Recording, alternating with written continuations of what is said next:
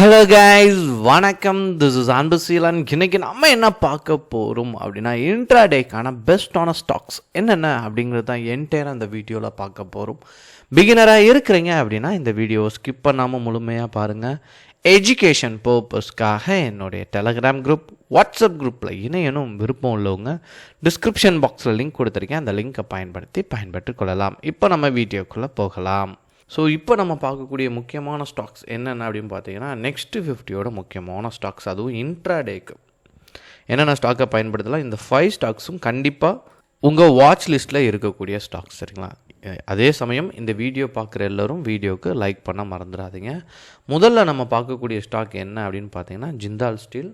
So இதை பொறுத்த மட்டும் சின்னதாக ஸ்லைட்லி ஒரு பிரேக் அவுட்டோட கன்ஃபர்மேஷன் கிடச்சிருக்கு, சரிங்களா? ஸ்லைட்லி இருக்க, பட் இதனுடைய ஹையை பிரேக் பண்ணும்போது, சரிங்களா, 970க்கு மேலே போச்சு அப்படின்னா இந்த ஸ்டாக்கை இன்ட்ராடேக்கு பயன்படுத்தலாம். அடுத்து நீங்கள் பார்த்துட்டீங்க அப்படின்னா ரெண்டாவது பார்க்கக்கூடிய ஸ்டாக் என்ன அப்படின்னு பார்த்தீங்கன்னா ஐசிஐசிஐஜிஐ.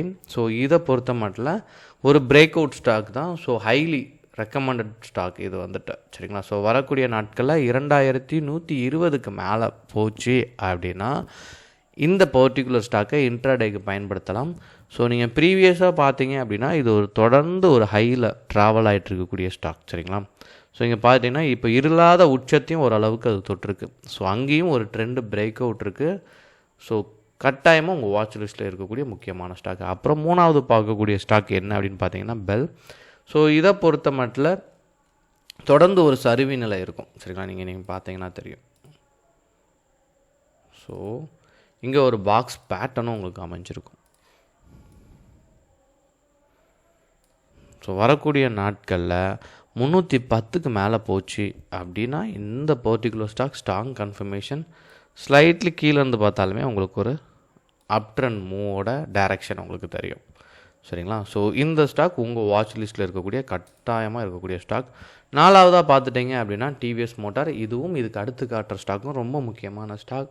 ஸோ ஹைலி பையிங் ப்ரெஷர்லேருந்து கேப் அப்பில் ஓப்பன் ஆன ஸ்டாக், சரிங்களா? ஸோ வரக்கூடிய நாட்களில் இதனுடைய ஹையை பிரேக் பண்ணும்போது ஸ்விங் ட்ரேட் பண்ணி ப்ராக்டிஸ் பண்ணுவாங்கள்ல, ஸோ அவங்களுமே மேஜராக இதுக்குள்ளே வந்துட்டு 2820க்கு மேலே போச்சு அப்படின்னா அவங்களுமே உள்ளே வர்றதுக்கான பாசிபிலிட்டிஸ் ரொம்ப அதிகம்.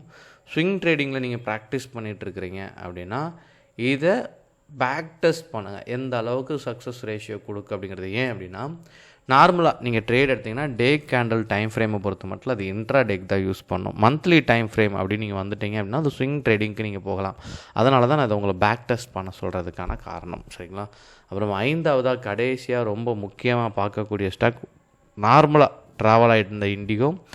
ஸோ இப்போ ஒரு நல்ல ஒரு பையிங் ப்ரெஷரில் பீக்கை ரீச் ஆகிருக்கு, சரிங்களா? ஸோ வரக்கூடிய நாட்களில் இந்த பர்டிகுலர் ஸ்டாக்கை பொறுத்த மட்டும் 4725க்கு மேலே போச்சு அப்படின்னா ஸ்ட்ராங் கன்ஃபர்மேஷன். இந்த பர்டிகுலர் ஸ்டாக்கையும் உங்களுடைய வாட்ச் லிஸ்ட்டில் ஆட் பண்ண மறந்துடாதீங்க.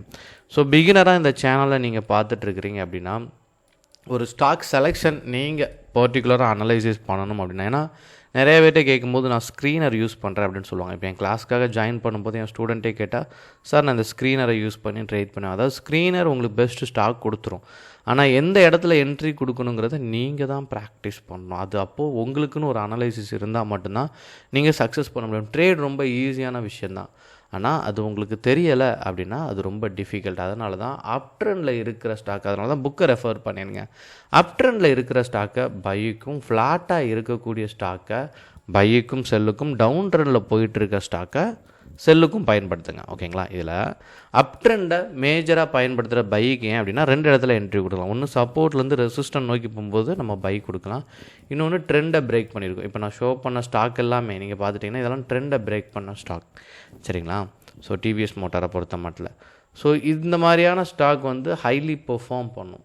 நீங்கள் இதை பேக் டெஸ்ட் பண்ணிங்கன்னா உங்களுக்கு தெரிஞ்சிடும். அதனால தான் மண்டே மார்க்கெட் எக்ஸாம்பிளுக்கு சொல்கிறேன், சப்போஸ் பாசிட்டிவ் அப்படின்னா நெக்ஸ்ட் 50யோட 50 ஸ்டாக்கில் இந்த 5 ஸ்டாக் ஏதோ டாப் 10ல் இடம் பிடிச்சி இந்த லெவலை பிரேக் பண்ணிச்சு அப்படின்னாலே ஹைலி ப்ராஃபிட் இருக்கும். இதை பேக் டெஸ்ட் பண்ணுங்கள். இது எல்லாமே எஜுகேஷன் பர்பஸ்க்காக தான். நீங்கள் எந்த அளவுக்கு செக் பண்ணி உங்களுக்கு முடிஞ்சால் கமெண்ட் கூட கொடுங்க, நான் செக் பண்ணுறேன், ஓகேங்களா?